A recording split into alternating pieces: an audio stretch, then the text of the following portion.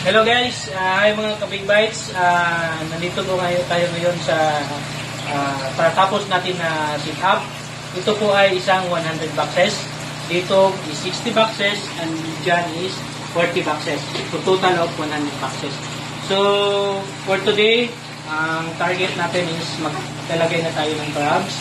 So ito ay na-test na natin ang ating RAS system. So ibig sabihin ng RAS system is reciprocating aquaculture system.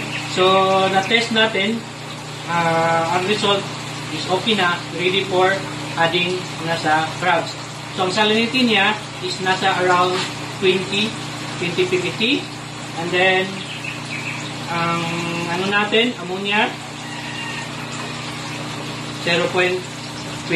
So pasado, nasa standards. Saka sa nitrates and nitrites, pasado lahat. So dito po ang may-ari. So sa ngayon magsisimula na ang kanilang challenge sa vertical crab farming. Sa ngayon, ano po yung nararamdaman ninyo na magsisimula na kayo? Actually, excitement.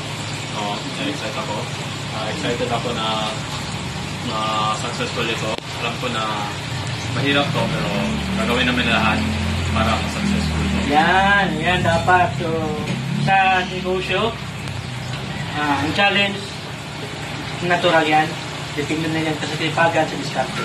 So, halika, tingnan ninyo paano natin ilagay ang crabs.